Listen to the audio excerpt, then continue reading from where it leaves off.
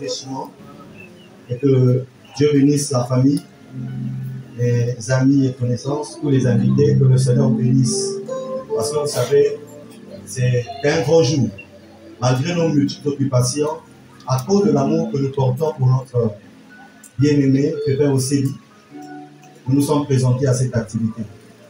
Et pour ceux qui ne le connaissent pas, il est aussi diacre de l'église. Est-ce qu'on peut acclamer le Seigneur pour le mariage du diacre? Il y a 2 personnes qui se sont engagées sur la terre pour s'unir devant les autorités administratives et aussi devant l'église. Amen. Et vous savez que la Bible déclare que tout ce que nous devons faire, que tout soit pour la gloire du Seigneur. Alors, nous nous sommes rendus à la mairie, mais il y a quelqu'un qui contrôle toutes choses. Si ce Dieu n'avait pas donné la santé au couple, certainement ce matin, on ne serait pas ici. Si Dieu ne leur avait pas donné le souffle de vie, certainement ce matin, on ne serait pas ici.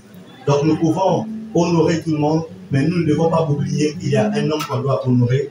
C'est Dieu Tout-Puissant, c'est lui qui a créé les cieux et la terre. Tendre Père, nous bénissons ton nom parce qu'il est écrit à la loi et au témoignage.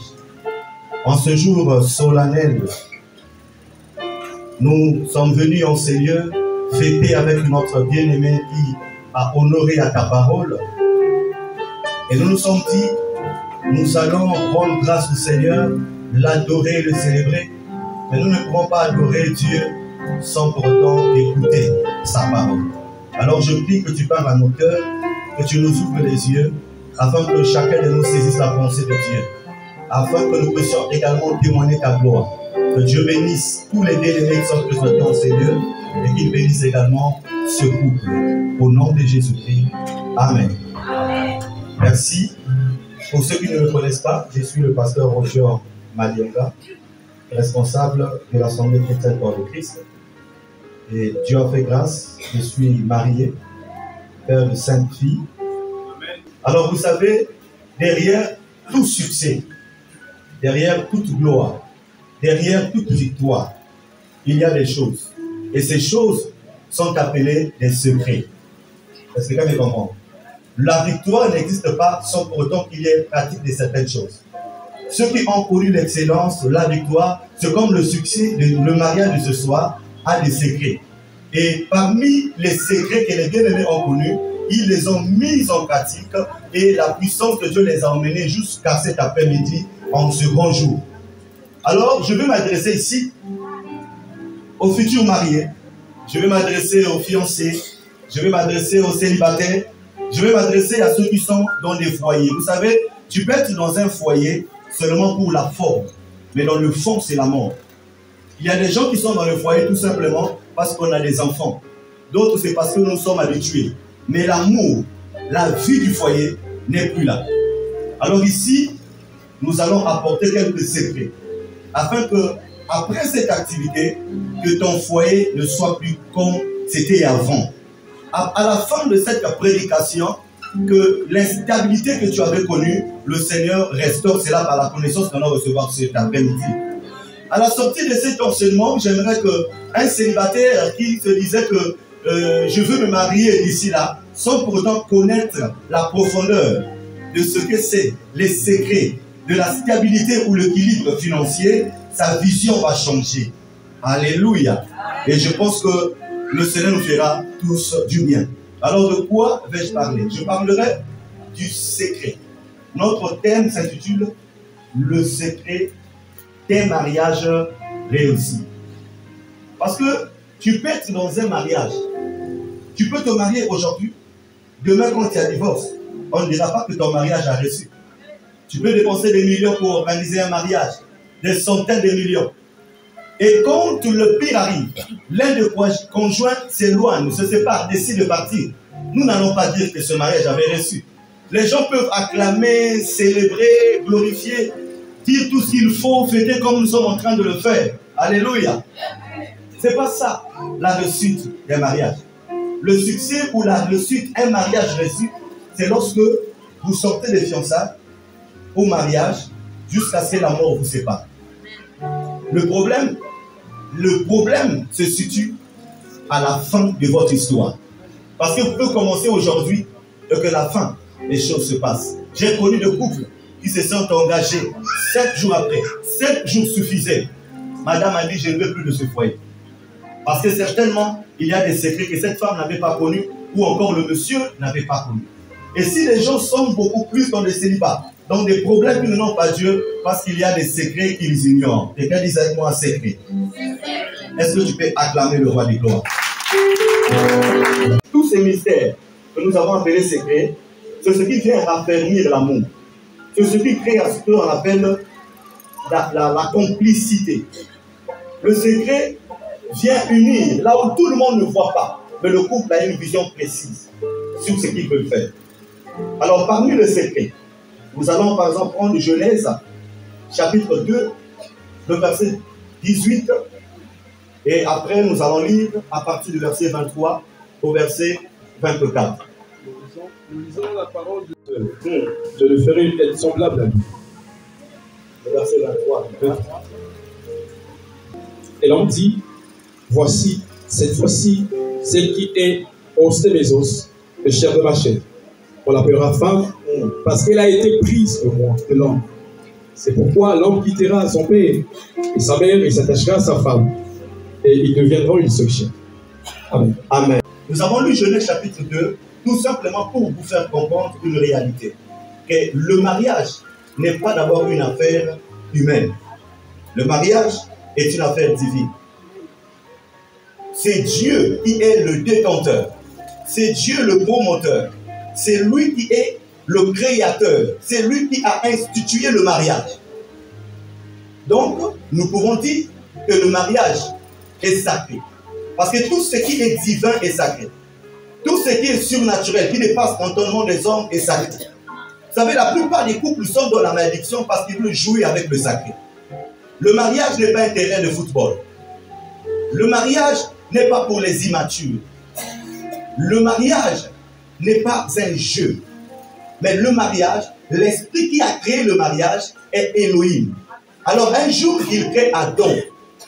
Il remarque que j'ai créé Adam, mais il y a un être qui manque dans la vie d'Adam. Au fait, ce n'est pas Adam qui avait demandé Ève à Dieu. Mais c'est le Seigneur, il a remarqué le vide dans le cœur d'Adam. Adam était entouré des animaux. Adam était entouré des arbres, de tout ce qu'il faut. Adam ne manquait de rien. Mais le Seigneur, créateur de toutes choses, s'est rendu compte que cet homme a un vide dans son cœur. Alors qu'est-ce qu'il fait? Il va créer Ève. Et quand Ève vient, Adam est le premier poète de la terre. Amen. Vous savez, tout à l'heure, j'ai dit à Papa, est-ce que tu t'es préparé sur ce que tu vas dire? Est-ce que tu as commencé à faire des répétitions? Il a dit quelque chose, j'ai compris que c'est ce mariage, Dieu est dedans. Dis avec moi, Dieu est dedans. Moi, étant que pasteur, je partais dans le sens de l'organisation, les préparatifs, les mots qu'il faut et tout. Il m'a dit, pasteur, ça sera une inspiration. Ça viendra sur place. C'est lorsque Adam a dit Ève, alléluia. Quand Adam a dit Ève, Adam a compris que là, c'est une personne, elle est différente du monde qui m'entoure. Alors Adam, sous l'inspiration, comme le frère Pépin, a dit cette fois-ci, voici l'os de mes os, chair de ma chair. Et il a dit, elle s'appellera femme. Alléluia. Vous savez, quand vous aimez quelqu'un, vous n'avez pas encore besoin de vous organiser pour faire des choses. L'amour, l'inspiration, le signe d'amour se révèle même indépendamment de votre volonté. J'ai été surpris. Pendant que le diable était en train de faire des éloges, des sermons à sa femme, j'ai dit à maman Bijou, certainement à Yekolagi. C'était une inspiration. Que le Seigneur t'inspire aussi. Mais lorsqu'on veut jouer avec ce qui est sacré, c'est le Seigneur qui s'oppose à notre destinée. Donc on ne joue pas avec des choses qui sont sacrées. Je parlais de secret. Le secret ici, c'est un mystère. Le secret, c'est ce que tout le monde ne connaît pas. Partout, il y a plusieurs prédicateurs, plusieurs hommes qui peuvent vous apporter certaines révélations. Mais moi ici, je vais tout simplement présenter 3 secrets. Ces 3 secrets te feront du bien. Ces 3 secrets, si tu peux les garder dans ton cœur, je parie que tu auras un mariage, le mariage le plus heureux. Ces secrets vont te permettre de supporter les couleurs. Parce que le mariage, ce n'est pas seulement la joie. La force du mariage, c'est la capacité à résoudre les situations difficiles. Parce que quand vous n'avez pas cette capacité, ça va être difficile pour vous d'aller de l'avant. Frère, 5 ans, 20 ans, 30 ans de mariage, jusqu'à ce que la mort vous sépare n'est pas une mince affaire. Il y a des gens qui ont lutté, mais après ils ont cédé. Le Seigneur va restaurer ta vie, va restaurer ton mariage, il apportera de l'équilibre. Alléluia. Vous savez, beaucoup de femmes s'engagent dans des relations sans vision. Si tu demandes à un frère, une soeur, pourquoi veux-tu te marier? Elle te dira certainement, tous les jeunes de ma génération se sont mariés. Moi aussi, je veux me marier. C'est une erreur technique. Si tu demandes à quelqu'un pourquoi veux-tu te marier, non, mon âge est tellement avancé, frère. Le mariage n'a rien à voir avec l'âge. Si tu demandes à quelqu'un pourquoi tu veux te marier, oh non, moi j'ai pour mettre au monde, frère. Le mariage, même sans enfant, ne perd pas son sens. Ce qui est important dans le mariage, c'est la présence de Dieu. Quand Dieu est dans un mariage, même s'il n'y a pas d'enfant, le mariage a tout son sens. Et si le temps de Dieu arrive, il décidera sur vous. Et les choses peuvent changer. Alléluia. Regardez le témoignage de nos bien-aimés. Ensuite, mon anniversaire. Mais le deuxième, après combien de temps? S'il s'était dit pour moi le mariage, je dois me marier pour avoir des enfants, où est-ce qu'il allait se retrouver aujourd'hui? Aujourd'hui, qui allait lui appeler roi? Maman Pati a dit, tu es mon roi. Il dit, tu es mon roi. Tu es mon roi. Alléluia. Pourquoi est-ce qu'elle appelait ton mari le roi? Le problème, c'est leur secret se résider dans la vision. Si tu ne sais pas ce que tu veux faire, tu penses que le mariage, c'est à cause de l'âge, c'est pour mettre au monde, c'est parce que tout le monde se marie, moi aussi je veux faire, c'est pour me faire voir et autres. Bien aimé, tu vas te fracasser la tête. Le plus grand problème pour vous qui veulent s'engager, vous êtes les fiancés. Quand un frère se présente à toi, quand une soeur se présente à toi, la première des choses que tu dois demander à cette soeur ou à ce frère, quelle est ta vision? Parce que la vision ici révèle la gloire, le succès, l'élévation de votre relation. Amen. Alléluia. Et vous allez remarquer dans Amos 3, le verset 3. Amos 3, le verset 3 dit ceci. Deux hommes ne peuvent pas marcher ensemble sans pour autant qu'ils s'entendent. Si le mariage pour eux c'est pour la beauté, je vous assure frère, la beauté est éphémère. Tu peux être beau aujourd'hui et un jour tu comprendras que même les moqueurs peuvent aussi mater. Ce n'est pas à cause de la beauté. Tu peux aujourd'hui être dans un foyer à cause de la beauté, frère. Il y a des maladies qui peuvent arriver, qui peuvent changer la corpulence d'ailleurs. Et si tu avais aimé ta femme à cause de la beauté, ça ne sera pas un mariage reçu, mais un échec, même si tu as dépensé des millions. Dis à ton partenaire, quelle est la vision que tu as du foyer? Tu veux m'épouser, mais quelle est la vision que tu as pour moi? Que penses-tu? Quelle est ta vision sur les finances? Parce qu'il y a des questions qui déséquilibrent la paix dans le foyer. Quelle est ta vision dans les finances? On va s'engager maintenant, mais où est-ce qu'on sera dans 5 ans, 10 ans? Je ne veux pas seulement être une femme au foyer pour mettre au monde, mais 5 ans, 10 ans après, il faut qu'il y ait des résultats dans notre foyer. Quelle est ta vision dans l'éducation des enfants? Tu mets au monde, mais un homme qui n'a pas de vision, c'est un homme qui ne pense pas à l'avenir des enfants. Aujourd'hui, avec ce qui se passe, on doit penser à l'épargne, l'assurance des enfants. Il y a des écoles où, mais il y a des universités. Rien que par le nom de l'université, moi, aussi quelle est la vision sur tes finances? Quelle est la vision que tu as dans le mariage? Que penses-tu de votre avenir? Alors, si la vision est fixe, et vous communiquez, parce que la vision, on ne la cache pas, tu dois communiquer ta vision à ta femme, à ton mari. Parce que la force du foyer, c'est la communication. S'il n'y a pas de vision, c'est la mort. Votre vision définit ce que vous allez devenir demain. Donc, s'il y a quelqu'un qui veut se présenter maintenant, dis-lui quelle est ta vision. S'il te dit parce que mon âge est avancé, je vais aussi me marier, ou encore je vais faire les travaux ménagers, il faut la moi si. Le man trouve-toi une ménagère. Moi, dans ton foyer, je ne serai pas une ménagère, mais je suis une femme.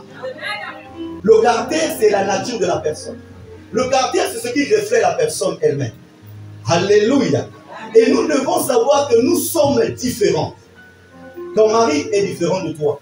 Parce que vous ne sortez pas dans la même famille, vous n'avez pas bénéficié de la même éducation, l'environnement le quartier, la famille peut influencer le comportement de la personne. Un homme qui est dans une maison où papa tout le jour taper sa femme, un enfant, lorsqu'il va s'engager, il se dira que battre ma femme, c'est normal. Parce qu'il a reçu cela de son père.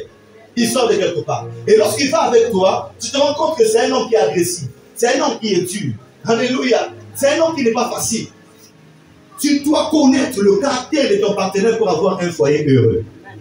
Si tu ne connais pas son caractère, ça sera difficile pour vous d'aller de l'avant. La Bible dit dans 2 Pierre, 1 Pierre 2, le verset 18. 1 Pierre 2, le verset 18 dit ceci. Serviteurs, vous devez vous soumettre à vos maîtres, même à ceux qui sont des caractères difficiles. Parce que la Bible reconnaît qu'il y a des hommes qui ont des caractères difficiles. La Bible reconnaît ça. Non pas seulement des hommes, mais aussi la femme. Il y a des gens qui peuvent avoir un caractère doux, gentil. D'autres peuvent communiquer facilement, mais il y a des hommes qui n'ont pas la communication facile. Tu dois connaître le caractère difficile de ton partenaire même avant le fiançailles. Car force, c'est quand vous allez dans une même maison et que l'homme a kabakate et vous aimez azalaka moni mataka l'autre na chaussette, mbongo na chaussette. Alinga oui ma salaire na été. Il y a des gens comme ça. Depuis l'Ibana aux oeufs, mais ton cœur l'aime. Est-ce que je veux quitter cet homme à cause de ce caractère? Est-ce que je vais abandonner cette femme à cause de ce comportement? Non. La Bible dit, tu peux supporter. Mais quand tu es en face d'un homme qui a un caractère difficile, une femme qui est compliquée, qu'est-ce que je dois faire? Est-ce que je dois divorcer? Est-ce que je dois aller me plaindre? Est-ce que... Non. Il y a des choses qui peuvent transformer ce caractère. La première chose, c'est d'abord la conduite du partenaire. Parce qu'il y a des miracles qui peuvent se passer seulement par rapport à ta conduite. C'est-à-dire le mari sort souffrant. Et que toi, quand tu le sors, à ton retour, tu l'agresses. Parce que lui, il est à cause du trou là-bas, il est toujours dehors. Quand il rentre la nuit, on va agresser, il veut cagater. Ce n'est pas facile. Maintenant, essaie de modifier ta conduite. Quand il rentre tard, reçois les malins. Commence à ignorer parfois certaines choses pour conserver ton foyer et pour la gloire de Dieu. La première chose, c'est d'abord la conduite. Parce que le partenaire doit se dire, je suis en train de vouloir faire du mal à cette femme ou à cet homme, mais je me rends compte qu'elle est toujours attentionnée, elle m'aime toujours, elle me protège toujours, malgré les mauvaises paroles que la zone dit ça y est. Malgré ma caractère, ma paix. La conduite. Non seulement la conduite, il y a aussi le conseil. Ne te fatigue jamais. Quand un homme a un mauvais caractère, appelle-le, même ta femme. Va dire ça y est, avec respect et amour. Dis à ton mari, à ta femme, chérie, je t'aime tellement, mais ce comportement me fait du mal. Tu n'arrives pas à gérer de l'argent. Alors que nous avons des enfants. Notre force, c'est ce que nous avons. Si le pire peut nous arriver, qu'est-ce que nous allons faire? Avant d'appeler le secours, il faudrait que tu répondes. Mais toi, tu as un problème de gestion financière. C'est avec amour. Si les conseils, le partenaire a ce caractère à cause de son mauvais caractère, change de dimension, frère. Va à l'école de la prière. Parce qu'il y a des choses, le conseil ne peut pas transformer. Il y a des choses, le comportement ne peut pas transformer. Sinon, aujourd'hui, les maisons d'arrêt n'existeraient plus. Mais pourquoi les maisons d'arrêt existent? Malgré l'emprisonnement, malgré les sentences, quand ces enfants-là sortent, ils ont la même vie, le même comportement. Alors il y a un homme qui peut changer toute une histoire. Cet homme s'appelle Jésus. Maman, pour ton foyer, tu as besoin de la prière. Pour ton mariage, tu as besoin de la prière. Pour tes fiancés, tu as besoin de la prière. Va à l'école de la généalogie. Commence à fléchir tes genoux et à pleurer devant Dieu. Seigneur, le comportement de mon mari. Seigneur, le comportement de ma femme. Seigneur, le comportement de mes enfants. Parce que la Bible déclare, le cœur de l'homme est comme un courant d'eau entre les mains de Dieu. Dieu seul peut l'incliner là où il veut. Il n'y a aucun élément naturel qui peut entraîner l'amour, frère. L'histoire d'amour, c'est un problème de cœur. L'histoire d'amour, c'est un problème de eux. Si le cœur a aimé, Dieu a validé, frère. Avant même la dot, quand le mari dit à sa femme, je t'aime, nous allons nous marier, Dieu les a déjà dit. Et ce que nous faisons, c'est juste un scénario que nous sommes en train d'accomplir. Mais le ciel avait déjà célébré ce jour. Il y a quoi le caractère. Et le troisième secret, définir, avoir un fondement spirituel, une base spirituelle. Pourquoi je parle de la base spirituelle comme troisième secret? Vous devez savoir que vous vous mariez à un homme ou une femme. Ce n'est pas seulement un homme ordinaire, une femme ordinaire. Sachez-le, c'est aussi un esprit. Votre mariage vous lie à un esprit. Parce que 1 Thessaloniciens 7, 23 dit que le Dieu de paix lui-même vous sanctifie. Votre corps, âme et esprit. Est-ce que quelqu'un me comprend? Donc lorsqu'on épouse un homme, on épouse sa vision, on épouse son caractère, on épouse aussi les dieux de sa famille. De manière inconsciente, involontaire, vous vous liez à des entités spirituelles. Parce que chaque partenaire sort de quelque part. Chaque partenaire sort de quelque part. Il y a des familles où les gens ne se marient pas. Ce n'est pas parce qu'ils le veulent, mais c'est parce qu'il y a des lois spirituelles qui ont été élevées. Il y a des territoires où quand vous entrez sur le mari avec beaucoup d'argent, vous entrez dans un territoire, un quartier qui a été chargé spirituellement, vous allez commencer à vous appauvrir. Et tu vas te poser des questions. Alors que la Bible déclare, la femme sage bâtit sa maison. On ne va pas seulement bâtir sa maison en construisant, mais le côté spirituel aussi doit être bâti. Salomon, l'un des fils de David. Dieu a dit à David, tes mains ont trop de sang, tu ne peux pas me construire une maison. Alors c'est à ton fils de le faire. Salomon a construit le temple de Dieu. Dieu était fier de Salomon. Dieu a acclamé Salomon. Tout le monde était content à cause de la sagesse. C'est comme aujourd'hui. Tout le monde est content. Tout le monde prie. Mais il y a des réalités qui peuvent ôter la joie dans votre vie.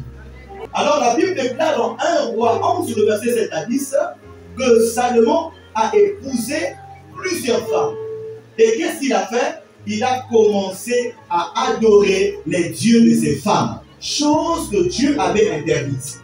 Dieu avait dit que tu n'auras pas d'autre Dieu devant ma face. Salomon, à cause du mariage, il a construit le temple de Moloch.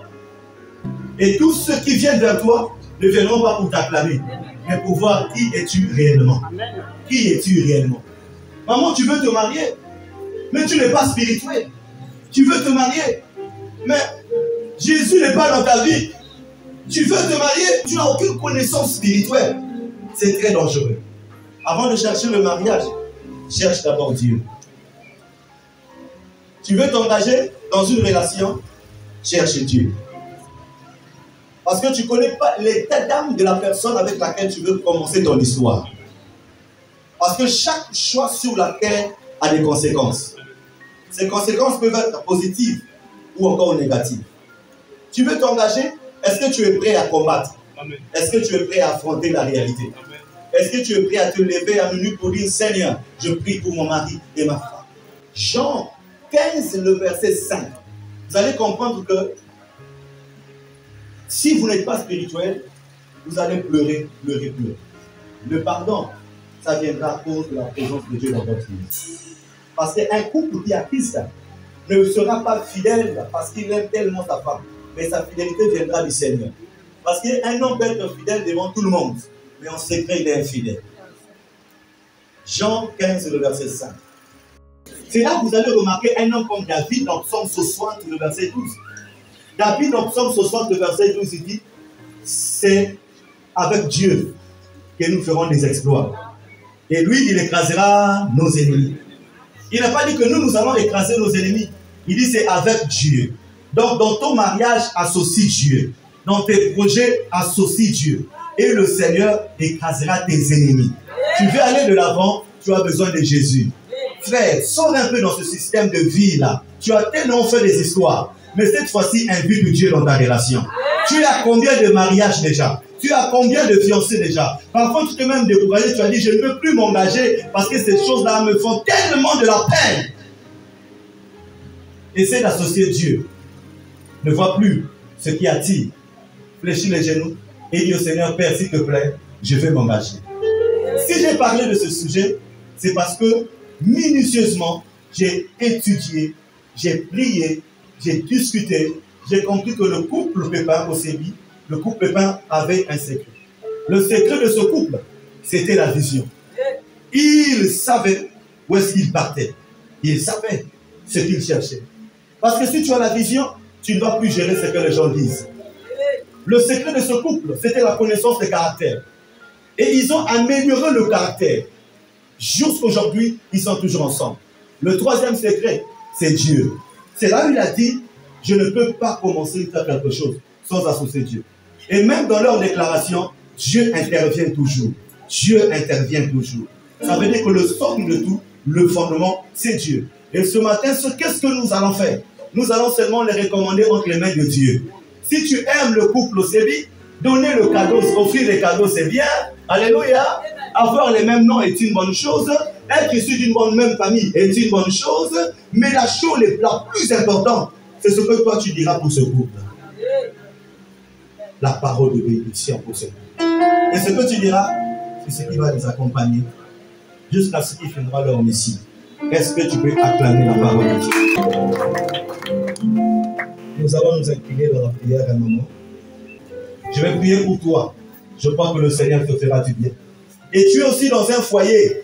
C'est des pleurs, toujours des pleurs. Parce que ça ne marche pas.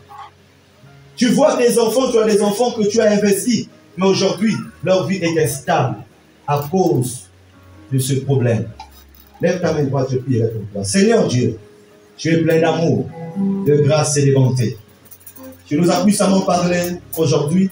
Nous avons compris que le mariage a un secret.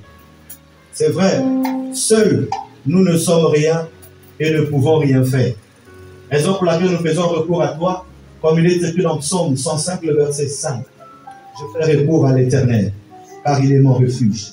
Je te confie ma soeur, mon frère, qui m'a suivi, qui a écouté cet évangile. Que Dieu bénisse sa vie. Que ce foyer troublé retrouve la paix. Que ce foyer déséquilibré soit béni. Que la grâce de Dieu se repose dans ce foyer. Que celui qui veut s'engager dans les fiançailles, que Dieu bénisse ses fiançailles jusqu'au mariage. Que celui qui a des problèmes financiers, qui veut bien se marier, que Dieu ouvre les sécures dessus afin que les finances nous amènent à la présent. Seigneur, bénis cette famille.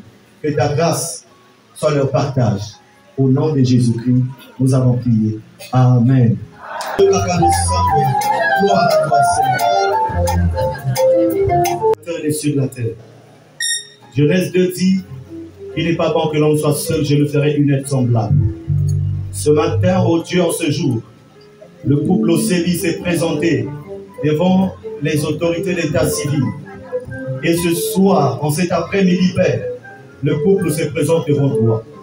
Ainsi, Dieu, je les recommande tous entre tes mains saintes.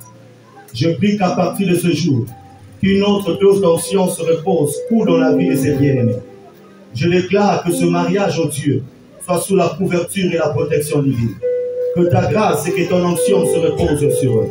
Maintenant que tous ceux qui ne confessent pas ta Seigneurie, Père, soient loin de ce couple.